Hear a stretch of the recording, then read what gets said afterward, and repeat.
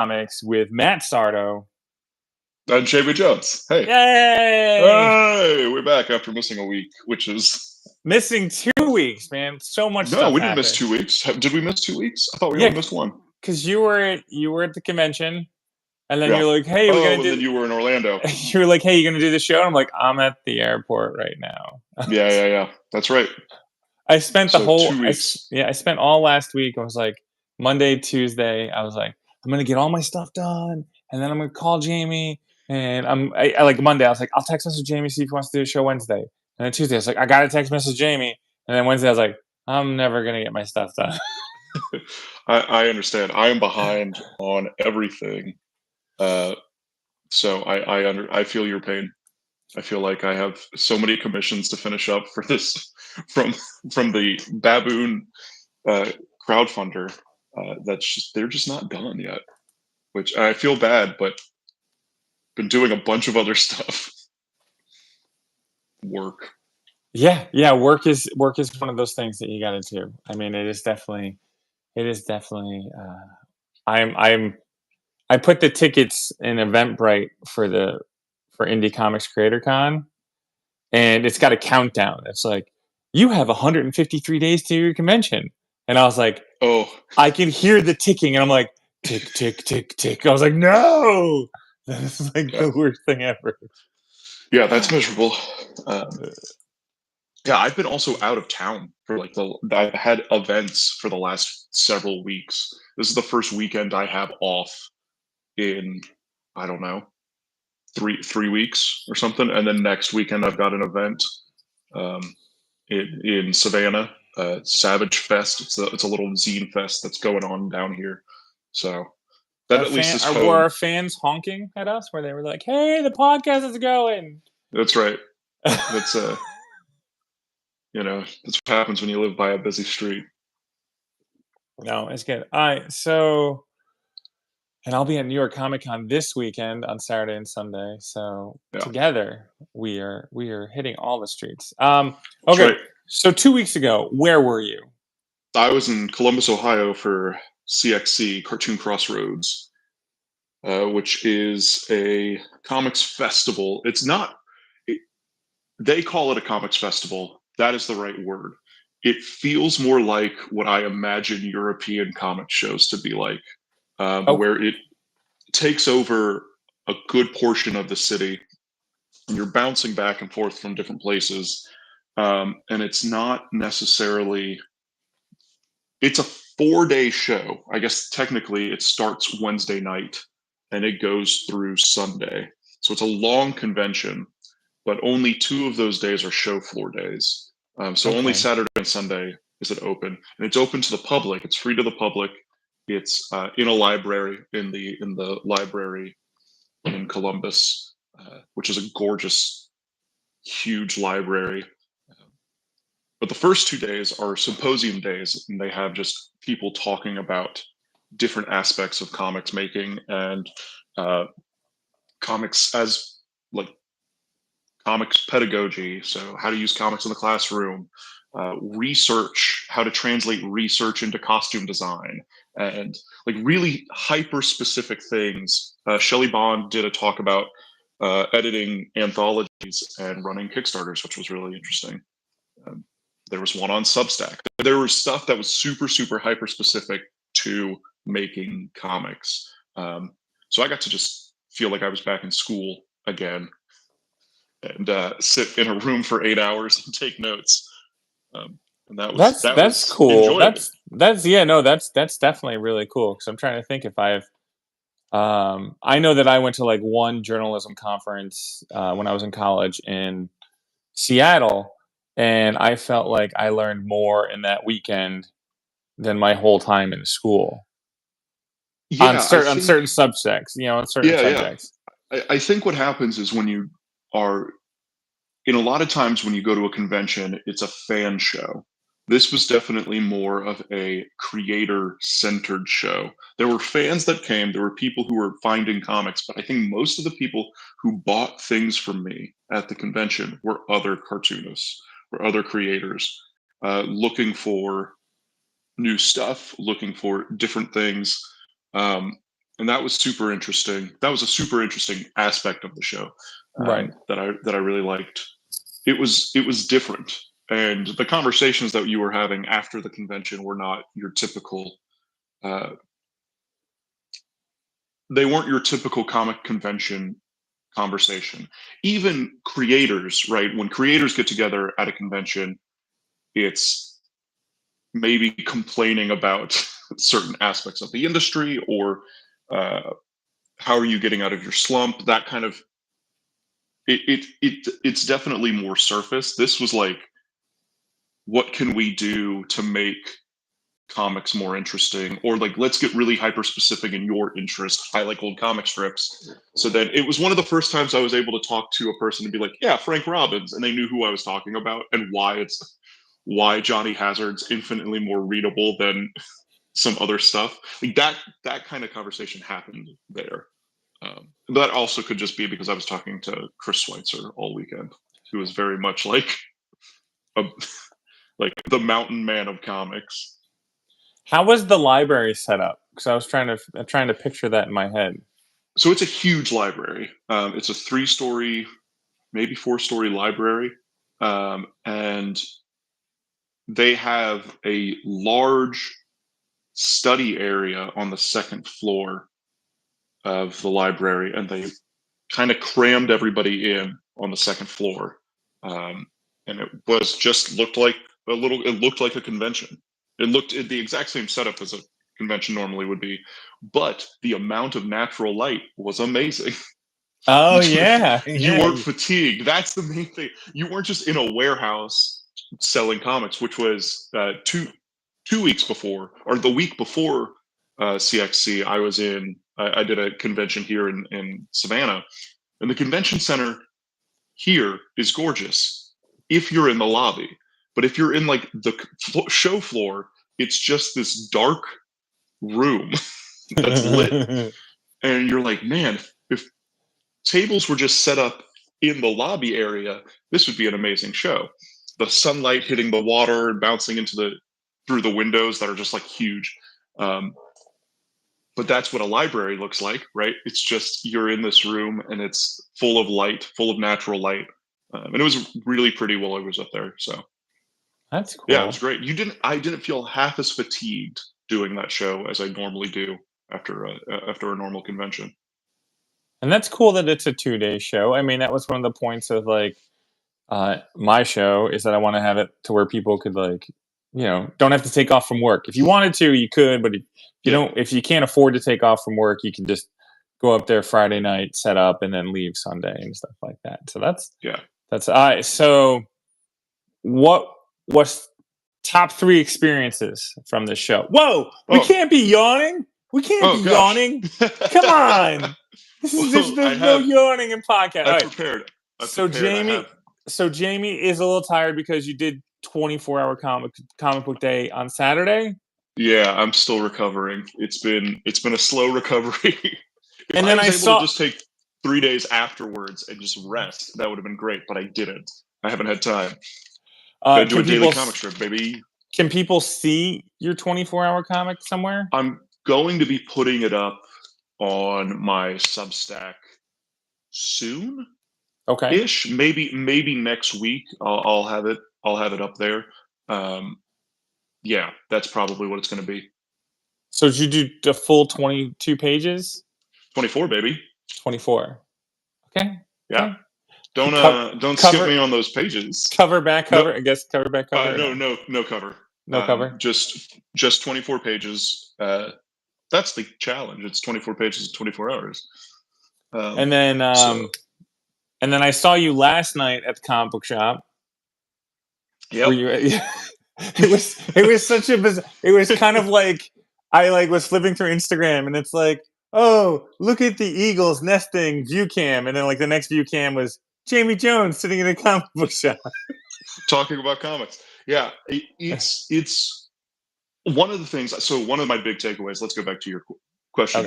Okay. One of my big takeaways from CXC was just the way people talk about comics. Just the group of people that I was talking to, or found myself talking to the entire time that I was there, was they were journalists, they were professors, people who have to think about comics differently than anything. People who have to think about comics not from a creator standpoint necessarily, right? They are thinking about comics as a higher medium, and then when they're talking to creators, it becomes a very different conversation, right? When you have journalist and creator talking together, and everybody's so primed to have these more esoteric conversations. It really changes the way it changed the way I think about comics. For example, just so this isn't me just pontificating about ideas that don't I mean, happen. this is the whole show. The whole show is basically you pontificating about comic books.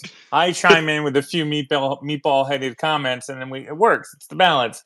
But yes, go back to. So I met a couple cartoonists at the end of the convention on Sunday at the after party, and I was sitting next to Chris Schweitzer, who is a phenomenal cartoonist. He did this the Krogan series of books, which is historically accurate, timey-wimey books. He does. He works a lot with Kyle Starks. They're good buddies. Was the last book that just came out, like Sixth Sidekicks of some guy, some name. It came out through Image. And he also does a lot of Maker comics that comes out through Scholastic. So it's like How to Fix Your Car comic books. So we're having conversations about stuff. Other cartoonists are coming up, and Chris introduces me to another cartoonist as, oh, Jamie does pulp action adventure stuff, like think Spirit, Eisner stuff, with a real heavy emphasis on levels. Because now he's describing style. He's like he does big brush strokes, heavy emphasis on levels, meaning foreground, middle ground, background. And it's the first time anyone's ever described my stuff. I'm very, very aware of that's something that I do, and I'm trying to every panel needs to have some kind of pushback in some kind of depth. Yes. And the fact that Chris looked at my stuff and went, high emphasis on levels, and that's how he introduced me to another cartoonist in describing my work, was maybe one of the highlights of the entire convention, just because I was like, oh, there are people who think about this outside of myself and conversations I have with my brother. Right? Oftentimes you work in comics and you're alone, and you just come up with these ideas that you think work all the time, and you don't get any feedback. And most comic book journalism doesn't dive into. Most comic book journalism is reviews, right? I don't even want to call it comic book. Like, you calling something comic book journalism is like hilarious, because like there is none. I mean, like, there's like one or two people that like really like Heidi, and then there's another person, and I think works for the New York Times. I'm blank. I just became friends with him on Facebook. That really actually like talk about comic books. And then you have like Comic Book Journal. Like there's a few places out there, but like most of the places, and this was actually going to be something I want to talk about in a different conversation. But no, there's the website Comic Book Roundup, which is like basically the Rotten Tomatoes of comics, where it aggregates reviews. And I started seeing more and more creators being like, oh, look how highly rated my comic book is. And they're like putting their I don't know, I call it devolving the craft of reviewing or whatever into like a little number. And they're like, look, I got this score, my book must be good, you know. but like, Right. but this is a whole nother conversation, and we want to Right. talk about the good stuff. And that doesn't do anything. That doesn't progress an industry, right? Right. What So most reviews sites, let's change the Yes, verbiage, review right? fight. Yeah. Review sites, instead of journalism, they are looking at something from such a hyper, uh, not they're not looking at hyper specifics. They're looking at big, sweeping, macro storylines, and uh, which doesn't help. I think the doesn't help the comic book. Right? It doesn't. If somebody wants to read the Baboon, for instance, and they go, "What is the Baboon about?" It's like story wise, super basic. I'm not trying to really rewrite. I'm not rewriting any kind of tropes. I'm not also not playing with tropes the way that is so uh, in your face that it's. I'm not making a meta commentary on an industry. I'm writing as if I am working a in the 20s. Right? I'm working in the construct of working in the 40s and 50s. The thing that I'm trying to do with the Baboon specifically is write that as if it came out alongside Terry and the Pirates or Steve Canyon or The Spirit, right? I'm not using my knowledge of these things to look back at old pulp heroes to write something that can be critically that's like nodding to the fact that I'm thinking about that kind of stuff, right? Uh, I read it, I consume it, and then I need to make something alongside that. That's Okay, why I read a book. I'm trying to Does that make understand. sense? Yeah. I'm Okay. trying to understand that, and that's where I'm trying Yeah. to like find a parallel, which is easy. I'm trying to find a parallel in film that's like, okay, this is not an homage to this. This kind of just like you watch this film, you slide this film in, and it This seamlessly fits. exists. This exists Yeah. in the universe, Hmm. and I'm just trying to. I've I'm been trying to thinking about this a lot. figure out trying to figure out how that works. I don't know. I don't know how many films do it, uh, but in video games, we have a lot of stuff. So it's the difference. Are you familiar with Cuphead? I'm not familiar with Cuphead. Cuphead. So there's Cuphead, which is this like boss run and gun thing, but it's all drawn in that 1920s style. All Okay. of the music kind of feels like that. But what that game does is play on old 1920s Fleischer cartoon tropes. Okay. Its aesthetic is looking at old tropes and playing on them. So it feels old, but you're still using modern mechanics, you're still using all of this modern stuff. There's also this other game called Shovel Knight. Shovel Knight feels like it could have come out on the Super Nintendo. Cuphead doesn't feel like it could have come out then, but Shovel Knight does. Okay. And both this is taking the highest level of craft in games. I love both Cuphead and Shovel Knight, but what Shovel Knight does is make a game that feels like it could have come out. You're using the same button mechanics that you would have in an SNES controller. There's no triggers. It's very, very simple.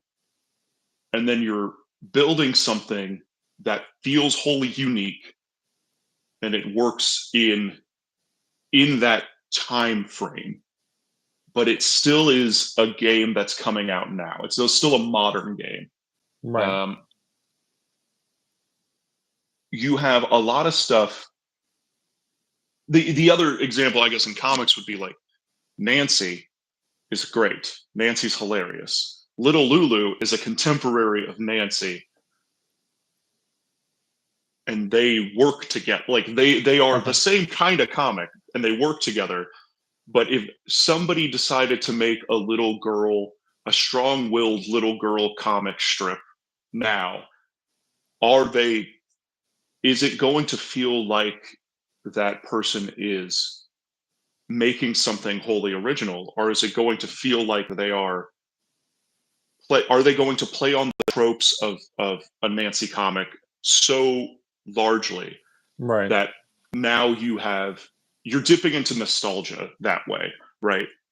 You're trying to manipulate the audience, or you're adding a whole meta narrative around these constructs, which are the little girl, strong-willed little girl strips. Does that make sense? No, it does, and it does, but my brain's also trying to, because like I was like, I just read the new Transformers by Darren Warren Johnson, Mm-hmm.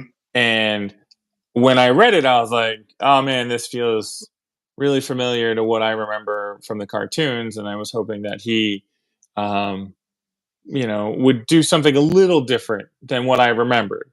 So then I was like, well, I can't do this review because where I'm coming from. So I went back and reread the first issue of Transformers, the Marvel comic from the 80s, and I was like, oh, this is completely different. It's so different. So different than Yeah. what Daniel Warren Johnson was.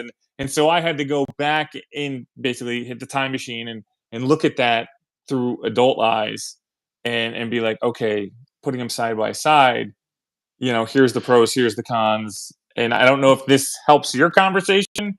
I think, well, this is what I think Daniel Warren Johnson's superpower is. This is why I think Daniel Warren Johnson's blowing up, and I think it plays more onto nostalgia than anything else, in the most positive way. Often when I talk about nostalgia, or when I think about nostalgia, it's negative. When I'm talking about Daniel Warren Johnson, it is not. Yeah. He makes comic books, and especially it's so evident in this Transformers book, he is making a book look the way you thought it looked when you were 10. Right. Yeah. So he is actually making a comic book that is, I mean, they're suplexing, right? Like he's doing wrestling comics with Transformers, which is what you think you remember about wrestling comics. Right. Or what you think you remember about Transformers, but in Transformers it's all like guns and swords and stuff. But now you see Optimus Prime just like clotheslining people, and you're like, yeah, this is what I remember. It's not what you remember. It's what he's Mandela affected you into thinking that's what Transformers was. That is his superpower. That is Daniel Warren Johnson's ability to make things look cooler than they ever were. He's brilliant at it. All of his Star Wars drawings, you look at his Star Wars commissions, you're like, oh man, Star Wars is the coolest thing in the world. But nothing ever looks as cool as a Daniel Warren Johnson drawing. Star Wars just doesn't look as cool as a Daniel Warren Johnson drawing. Yeah. Yeah, no, it was for me, it was healthy.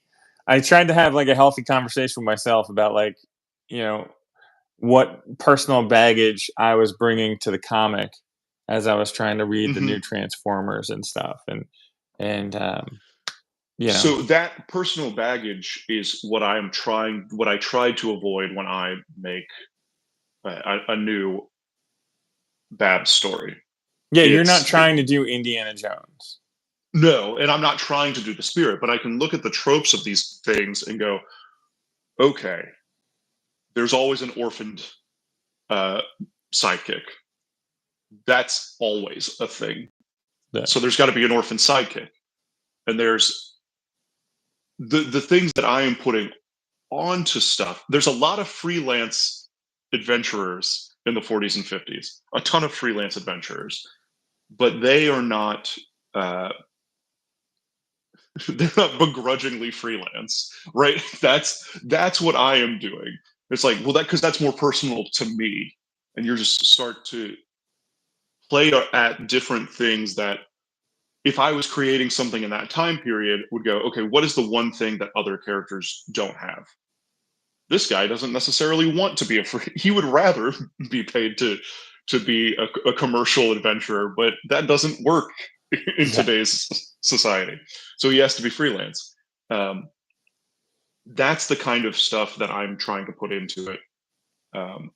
Yeah, that's completely beside the point of Cartoon Crossroads. But these are the conversations that I'm now having with myself because of that convention. To bring it back to full circle, looking at so many different comics and talking to, I mean, going to a panel. Let's look at this. Was the 2 days of panelage before the show. It was like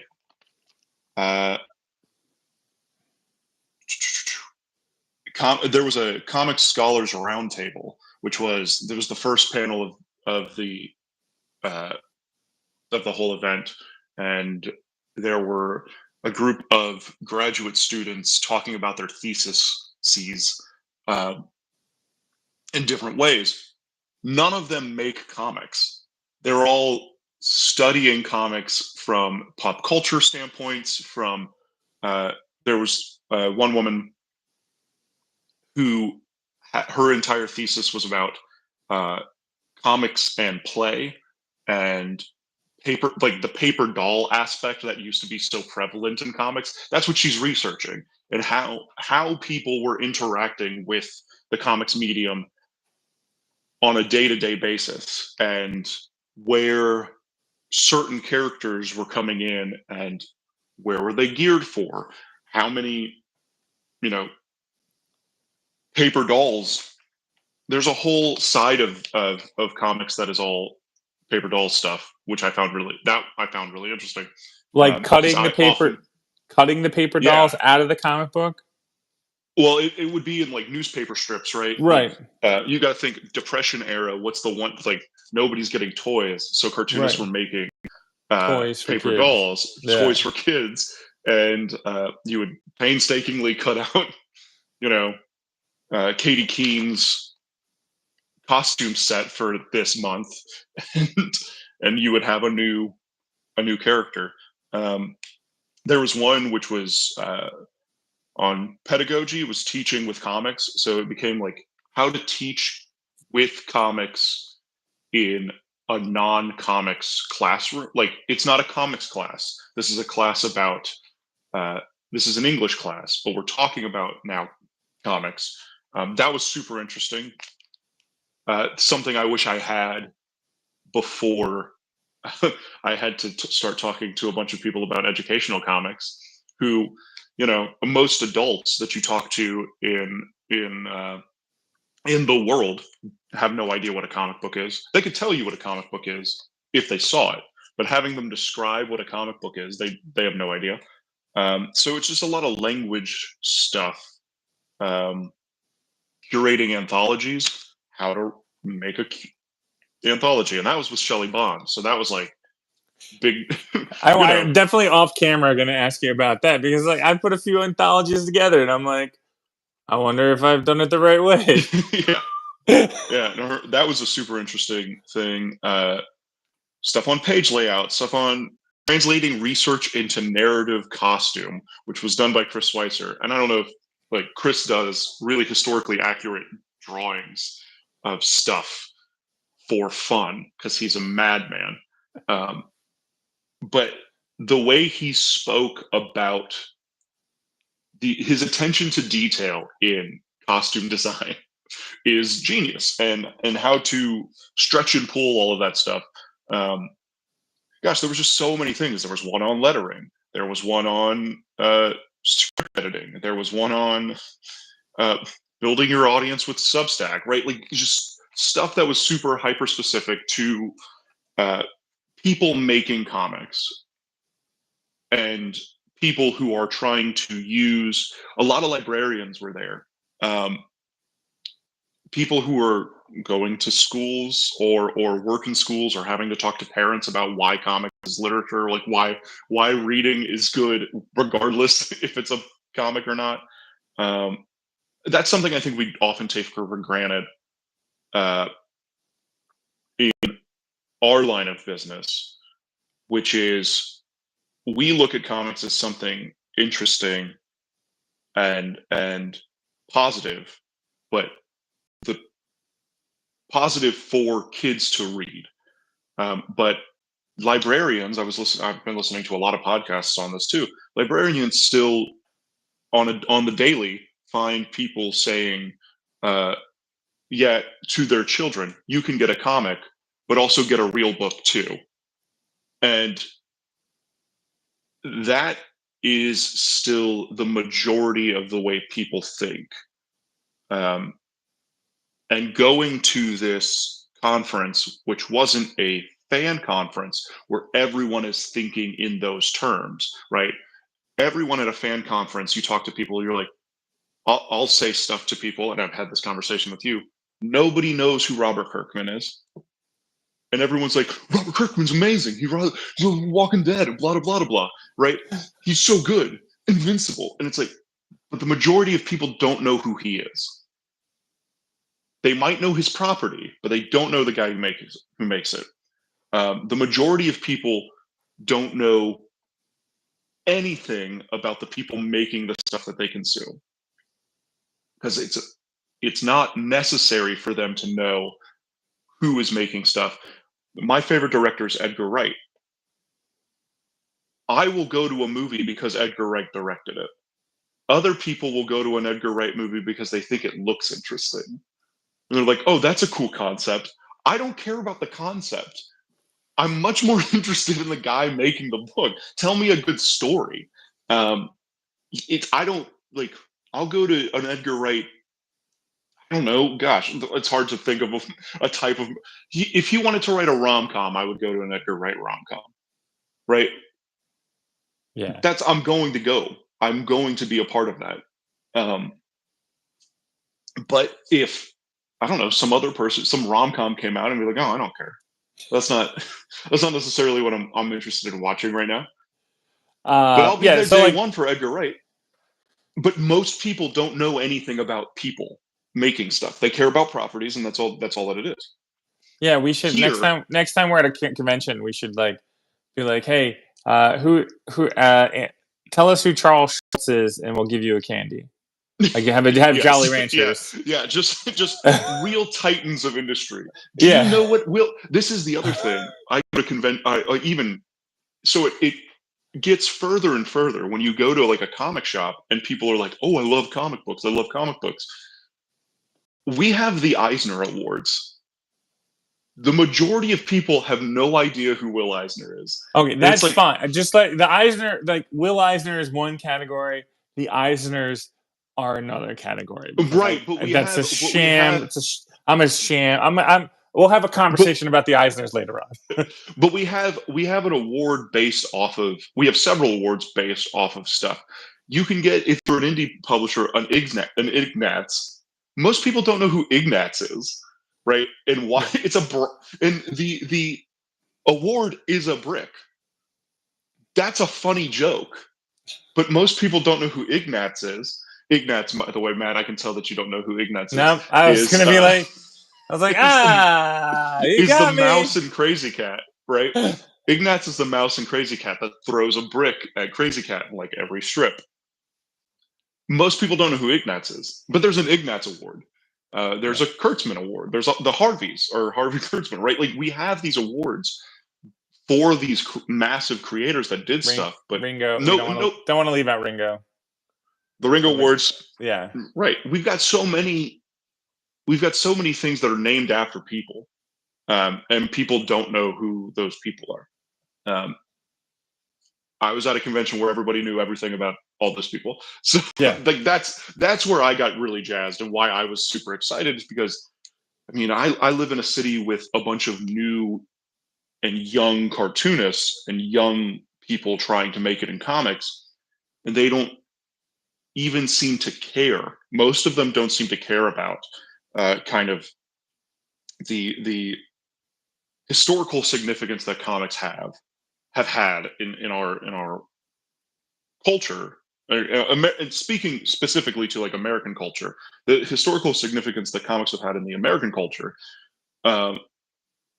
because we culturally have made comic books superheroes and that's all we talk about. So people are not interested in anything else. And I've talked to people who have never read a Dan Clowes comic, and they're working in comics, and I'm like, do you know that the world considers him one of the best, if not the best, living cartoonist? Do you know that? I've talked to people who've never read Love and Rockets. Now, I didn't read Love and Rockets until much later, but Jaime Hernandez will make you feel like you can't draw anything. These are great storytellers that, because they're not working in superheroes, it doesn't get the publicity on, I think, on a smaller scale. So if you're looking at the New Yorker, if you're looking at like heady things, you're going to find these people talked about. But if you're looking at what is coming out at comic shops on that weekly grind, the majority of people who are reading comics aren't interested in these, I guess, art comics. Yeah, it's a tough. I owned a comic store, and like I was ordering from my experiences, and my horizons expanded as customers came in and asked for stuff. I mean, you get this, Mhm. you get a previews catalog, or I'm trying to think. You get a little thing of Fantagraphics, but you're like, who's going to buy these things, kind of thing. And then I was in that era of comic book stores where we were trying to create. I guess we called them boutique comic book stores. We were trying to Yeah. get out of the stinky basement, and trying to get out into like something that was well lit, and a parent felt safe dropping their kid off to kind of like peruse and stuff like that. Yeah. You Uh, also were working in a comic shop, I think, in the worst. You owned a comic shop in the worst time to own a comic shop. okay. Right. Right. But what was 2006 to Yeah, 2000? no, it was the Great Depression, the Great Yeah, Recession. that's like it was so time period wise, not great to own a small business.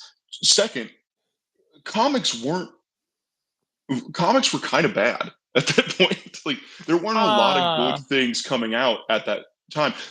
I say this, I was reading comics vigorously at this time period. This is why I feel like I'm able to be like, there was not a lot of really crazy good things. Now you're going to list off like No, Old Man I'm Logan not. came But out like around then, it's Jamie.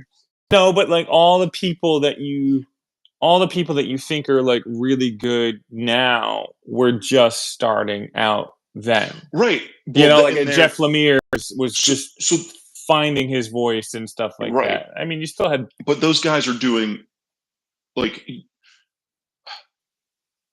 a football team is not good when you're all rookies. right. When you get everyone looks at the rookies like a football team and they're like, oh, they're all rookies. Well, we're gonna have a few bad seasons and then we'll be good. We can see the raw talent, but like nothing that's coming out is really shaking the world like it does, like it did what I feel like 4 years ago, even it just like everything changed. Things like the industry just rocked. And I guess I say 4 years ago. COVID was 3 years ago now. So right before COVID, Well, right before lockdown, I'm comics trying were to, really interesting. yeah, I'm trying to figure out like, I don't know. I think there's always something good coming You are out. pre Saga at that point, and that's really, I think, the Saga was this phenomenon that changed the way Image put books out. Okay, And the because books, I was out of the comic book industry, and like kind of right? like out of the conversation at that point in time. I literally, like, for me, Well, that's what I'm saying. I interviewed both of the creators for that, and for some reason I'm blanking. Brian K. Vaughan and Fiona. Fiona Staples. I interviewed both of them, and I forgot to press record halfway through the interview, which was really annoying. But no, I talked to them before Saga came out, and then I went to sports journalism. So like that was like one of my last interviews. was them on Saga 1, and I think I have like Saga 1 through like 6, and then I was out for a while, and then I got back in. So talk to me about Saga. Well, Saga changes everything. Really, it changes. I think Saga broke the mainstream reader. So you had a bunch of people who were reading Marvel and DC stuff, and then Saga comes out, and everyone goes like, "What is this? This is crazy!" And then it does a similar thing that, like, Walking Dead wasn't popular until the TV show. Okay. Walking Dead doesn't sell well until the TV show comes out. The TV show comes out, and then it blows up, right. And then it becomes like the phenomenon that is Walking Dead. Okay. Saga comes out, and everyone's gaga over Saga. Quote me on that one. Gaga over Saga. Well, I think this was, because I want to say this was before the new. It was definitely before the new Star Wars films, and people were like, "Oh my God, this is the next Star Wars." I want to say that was the hype. But that breaks through. You also have Brian K. Vaughan, who had been, I don't want to say slumming it, because he was doing high level books before that, but he was like, here's this television writer who writes comic books. So you have a lot of people in your time period of owning a comic shop, which are television writers and people who don't know comic books writing comic books. We still have that today, but it was, everybody was, I mean, Identity Crisis comes out, right? And Brad Meltzer, who is a novelist, is writing Justice League, and that book blows up, but it's kind of stunt casting. I love Identity Crisis. I feel like every time I say something on this podcast, I have to preface the fact that I'm only using things that I actually like as references, as examples, because I don't find it necessary to talk about things that I don't like. So Identity Crisis comes out and it blows up, and it changes a lot of stuff. You have big name writer who's not associated with comic books, but coming over and basically stunt casting this. It brought me back to comic books. Right. It brought so many people back to comic books. Brad Meltzer's writing comic books. That's awesome. The difference is, and I think this is where Brad Meltzer is successful in this, and other writers who are coming from film and television or novels coming into comics aren't successful, is Brad Meltzer read comic books. He liked comics. And you can tell because, man, Identity Crisis is crazy because it's nobody's using their code names. Everyone's using their names of like Ollie, Clark, Bruce, Diana, right? It's all their actual names. And I found that really interesting. That was a really interesting point coming into comic books too. So that becomes the standard. Companies notoriously celebrate the wrong thing in everything. Well, yeah, right? They jump on bandwagons, they try to grab. Well, they go, oh, Brad Meltzer's selling comic books at a high capacity. That means we need to find more writers who want to write superheroes, more people who have nothing to do with comic books to write these characters. We're trying. They're stunt casting these books. Yeah, my wife was reading a book, and I was like, you know that lady wrote Wonder Woman, Jodi Picoult. Right. She's like, right. What? And then like, why would she be interested in that? Yeah, why would she do that? So that kind of thing is very prevalent. I'm starting to lose the thread of what I was trying to say. You were talking about my generation and my little window of comic books sucking. That's what you were saying. Right. Well, yeah. It just wasn't like the explosion time that we had. Saga comes out. Saga then decides to work on a season-based creation system. So Saga it'll be like 5-6 issues, take 3 months off, come back for the next arc. Yeah. And in that 3 months, you'll have Saga 1 through 6, 2 months of no Saga. The third month, the trade comes out, and then Saga 7 comes out the next month. So people had the opportunity to either read them as they were coming out, or you could buy the trade and then there was a jumping on point. Right. And that really changed, I think, the way Image started putting books out. Yes. And it started changing the way and the quality of stuff that they were acquiring, because now you have this weird sci-fi book that's doing extremely well. You have The Walking Dead, which is doing extremely well. Now you're able to see what is missing from, and I think this is really what Image did in that time period, just in acquisitions. They looked at what wasn't coming out in the big two, and then started bringing people were pitching stuff that they weren't doing. Image stops doing superhero comics at that point, right? Almost entirely. You have Savage Dragon, Invincible's over. Yeah, Invincible's over by then. But like, yeah, I definitely, because so that 5-year window where I was buying Image comic books, like it was like now it's all superhero stuff. It's all derivative superhero stuff. Now I buy like every Image #1 because it's all pretty crazy and different and stuff like that. Mm-hmm. Where before I would read what was coming out for Image and I'd be like, nah, I'm not going to get all of this stuff. You know, this is someone's X-Men. This is someone's Thor. This is someone's, right? And you see at your time period when you were owning the comic shop, a lot of those books feel like corporate comics, Marvel, DC stuff, that pitches that didn't get picked up at Marvel and DC. So they're like, oh, I can do what they did at the original Image time, which was, you know, well, I'm just going to make my own character and then put them, you know, they are Thor. I want to say it was like Boom and Oni Press, and I'm trying to think of IDW. Those guys were doing more creative stuff than Image was at that time, because then you had like Lock and Key. I mean, you still had like Mark Waid was over at Boom, but I'm trying to. Oni Press was doing some crazy stuff as well. There was always like people being like, "Oh, this is some good stuff," more than what Image was doing, right? You know, at the time. But again, Walking Dead was a really good seller for us at the time. But also, I think it all depends on who's working at your shop. I mean, like if you have a good salesperson and a good person, like they'll direct you into where you want to go or whatever, you know.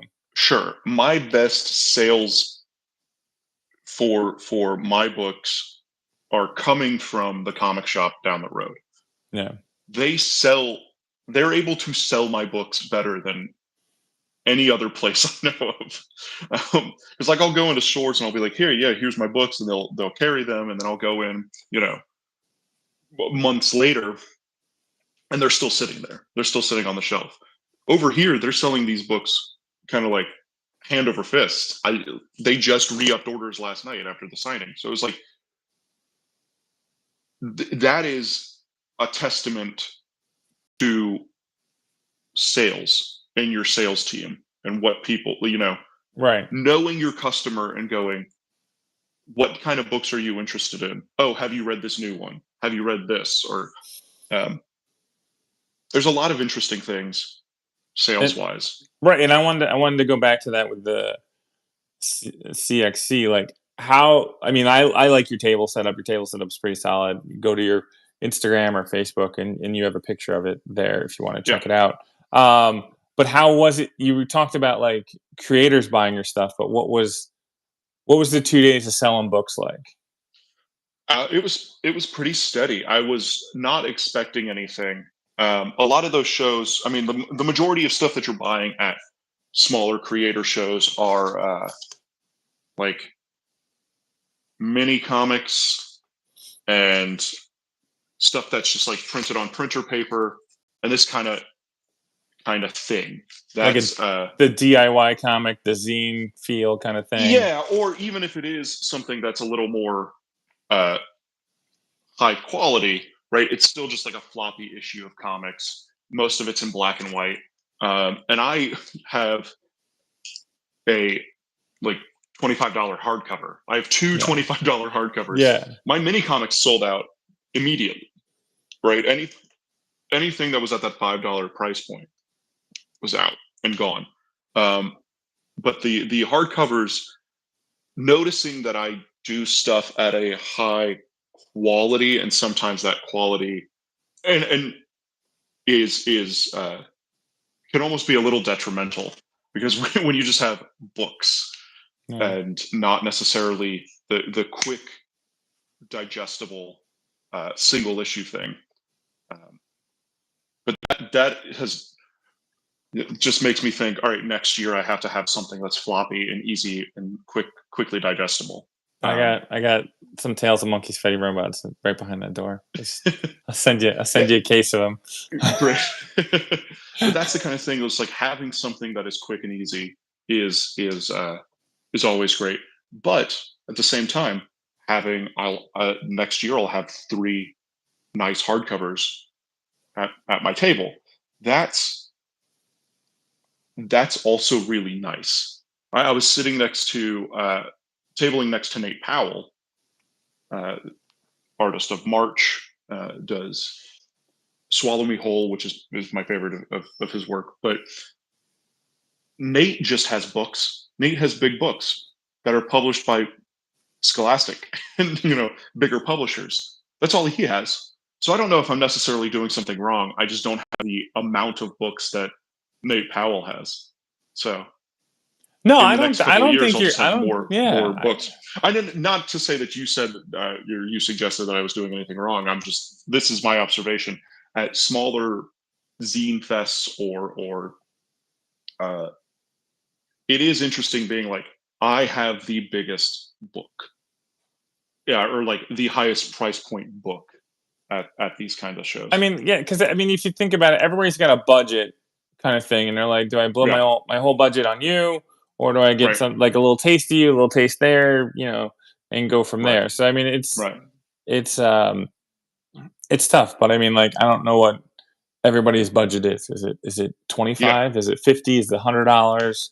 Is it $500? I mean, like, it's I got all of Dave Baker's Halloween Boy, his entire run, and those are nice looking books. They're bigger, they're oversized, they're perfect bound. I don't know what it might be 64 pages of comics. It might be more than that. I'm not entirely sure. I'll go through and count one day.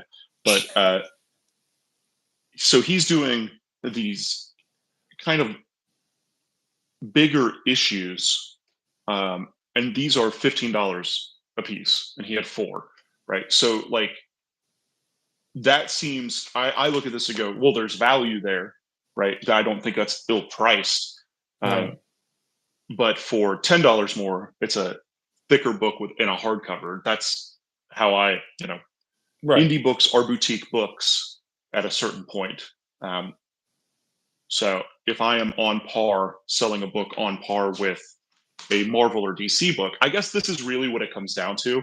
And my mindset is, I am not in sales competition with the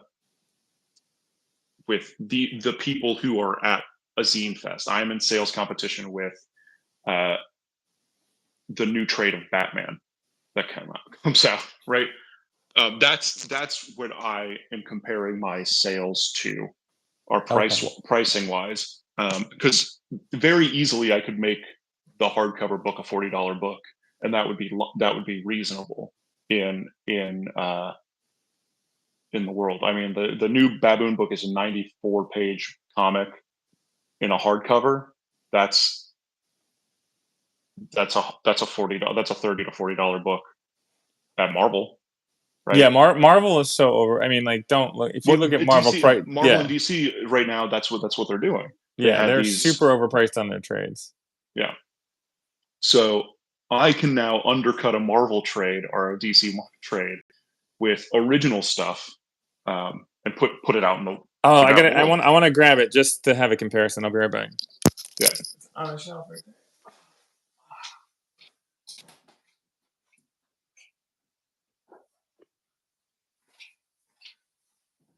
Straczynski's. Yeah. So what is this going? This is going for $19.99. Earth One Superman, Straczynski, Shane Davis hardcover. This is what I feel like the Baboon's and that's Cabrera. Yes. Cabrera will yeah, that's also came out when you were working at a comic shop. Hey, Just and stop. no, I'm just saying, like, think pricing wise, that Oh came yeah, out yeah. then. Dude, I've got it. It's right over there. It's like, again, I have to say this every time, but qualifying. Yeah, I mean, you've got books that come out that It's the have. 5th printing. Holy shit! Just trying to find a date. 2010. Yeah, you're right. Yeah. So No, I'm aware. Yeah, and this is the second Baboon book, right? yeah. Oh yeah, it's bigger. It's bigger. But this is what when you handed me the Baboon, this was like the first thing that like I was like, oh, this Right. feels like it feels like that. So Yeah, and it's self-contained single stories. I love that format. yeah. That's why I do work in that format. Yeah, I'm not So Shane Davis, but no, you're not. But and I'm I not Straczynski. but I was also like, you're like, oh, this came out in 2010. It's gotta suck. And I was like, ah.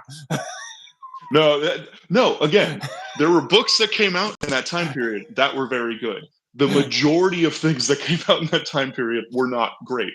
But that's why you will constantly people will talk about Old Man Logan until the end of time but also it came out in a time period where not a lot of good stuff was coming out or not a lot of interesting things were coming out. But the buzz every time that book came out in Wolverine. It wasn't Old Man Logan. It was like Wolverine something. It was just a regular It Wolverine was book. a regular Wolverine story. I know.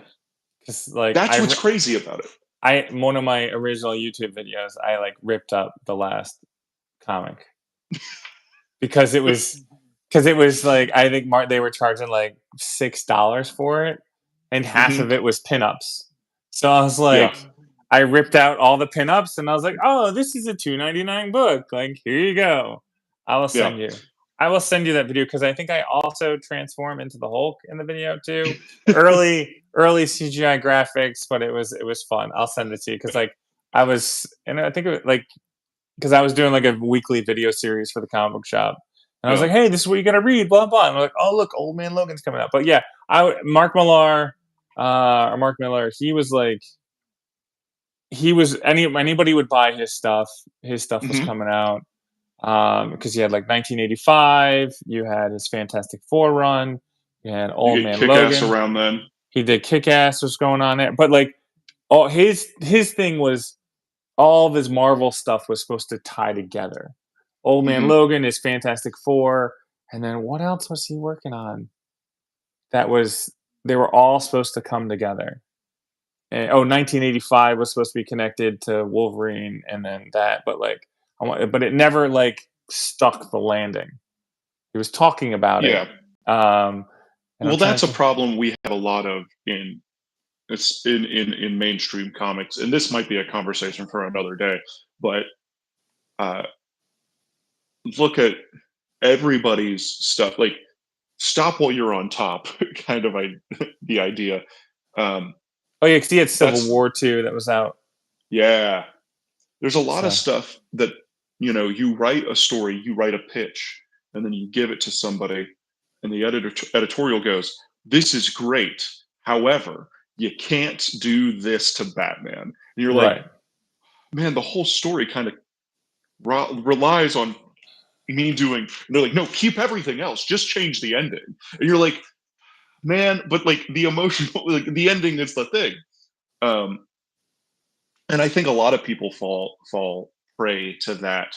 Um, I think most people who work in mainstream, and I think this is why a lot of people go over to making their own stuff, their creator own stuff, is because uh, you can kill off a character if you want Yeah. in your own thing. You can do something that's going to change that character irrevocably, and not just how many issues of X-Men do you see that says this will change the X-Men forever? You're like, but is Oh it? Does it really? no. It doesn't really change the X-Men forever.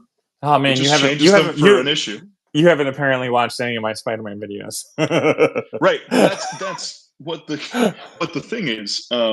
this will change these characters forever. Um,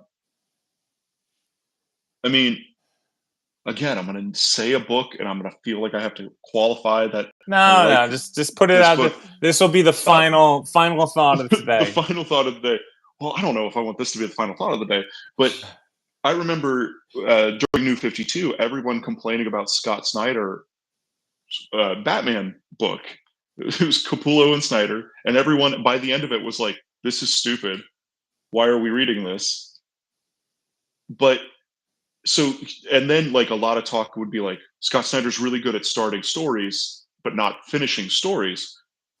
And I don't know if that's necessarily true because, like, man, Black Mirror is great. The Batman Black Mirror is awesome. He's really good. Every end of the arc, Court of Owls is amazing. Like there are endings, but then you get wrapped up in this final thing, and it's like, well, now we're going to reboot the entire DC universe once again. So, hey, Scott, finish that up real fast. Wrap up this story. It's like, well, it would have been more satisfying if I had beat, but that's just not how. Well, That's I not mean, how that was that industry works. yeah. I mean, that was the thing. Is I mean, there's each industry has or Marvel and DC have their like you have your fans, and then you reboot the universe, and there's going to be people who hate it no matter what, like Sure. whatever you're doing. So they're gonna. So New 52 is very divisive at the time. I mean, I know that I was annoyed, but they also like kicked off their. It's when Comixology launched too, and they were doing digital comics. Like there was so much Hmm. change at like that 2011 point, um, where everything like relaunched, and they were doing all these different things with DC, Well, where if you were a lifelong fan, you're like, "What the shit just happened?" And then like I they just keep moving along and goes I happen. think because I remember I think I was working at a comic shop at this time um, in Florida, and the my reaction was they don't seem to care about the comic shop. They are like, here's a business that is floundering, trying to figure out how to make money. Let's diversify our assets. Let's go to digital because if we put out a book digitally, we don't have to pay for printing and we get all the profits. That's very Right. appealing from a business model, but from a sustainability of it seems like that you had a bunch of business people look at the numbers and go, we can make more money if we don't have to rely on these comic shops. But what they didn't seem to realize was like, no, you need this other thing because that's how you sell more comics, right? You're not just going to sell if you only ever put Batman digitally, that reader is not necessarily going to read another book digitally. They're going for Batman. But if you go to a comic shop and somebody's like the one-to-one person-to-person thing is so necessary. So it's like if I'm reading Batman and then there's another book that's coming out and be like, oh, hey, I recognize that you like Batman. Uh, there's this other book over here that has nothing to do with Batman, but it has a similar tone. I think you're going to dig it. You're more likely to pick that up because somebody has suggested it to you than just scrolling on your iPad or whatever, trying to find some kind of new book. I don't think people go and search for new things all that much. I think Yeah. they're very comfortable with the stuff that they're And I'll definitely agree with you that enjoying. like in my time of owning a comic book shop, I thought that Marvel and DC were always trying to find a way to not have to deal with retailers.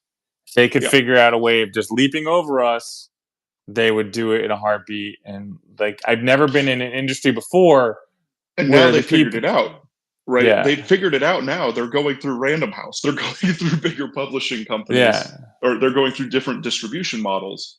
So they got there. It just took what, Yeah. 20 I've years I've to get never there. I've never been in an industry before where the people producing the product hated the people selling the product.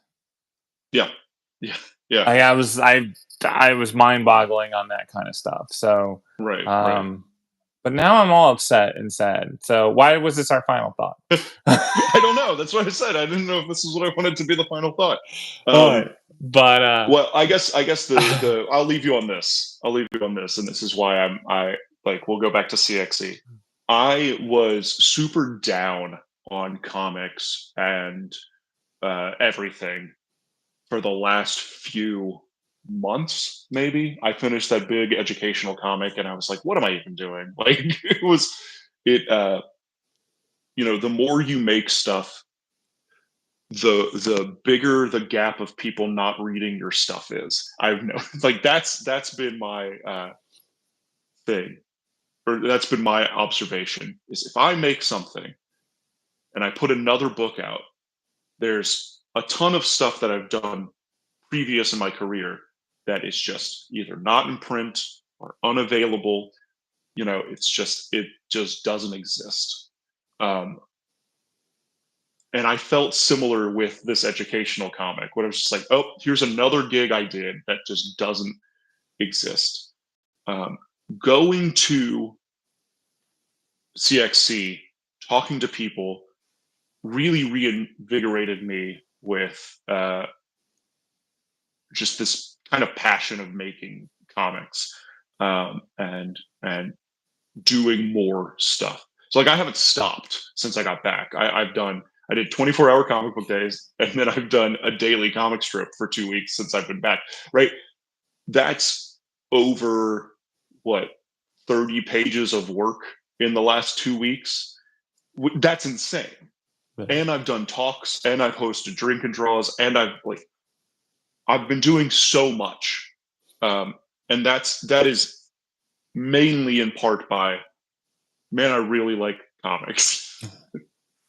Yeah, I'm really hoping to go to New York and just kind of get that jazzed feeling again too, because like it's been a very long time since I've been to a convention, and with the pandemic and everything, and I just want to like hang out in Artist Alley and chat with some cool people and see some old friends and just be like, oh, comics are the shit. I mean, I already know this, but like it's one of those industries where you just need to be reaffirmed every once in a while. Well, it's because you live in you work from home. We work from home.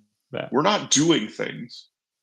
We're not talking to people in any kind of, and like this is nice getting able to talk to you every now and then, but we used to do this on my front porch, right? Like we used to go and meet up and actually have conversations and be loud and rowdy and have neighbors tell us to shut up. But we don't do that now. No. Hey, we're going back to the sadness. Stop. No. I'm just saying, it's swim out. Finding a group of people that you can talk to and like going to conventions and reaffirming your faith in comics is what to do. So all right, Jamie. I will talk to you next week post New York Comic Con, and there's a chance I might go to the Japanese Society on Saturday and watch the 1954 Godzilla film, and maybe see the new Godzilla film and drink sake. Like that's a possibility of my window might happen this Saturday. That sounds dope. Talk to you later, man. All right. Bye. Rest in peace, Keith Giffen. Oh, man.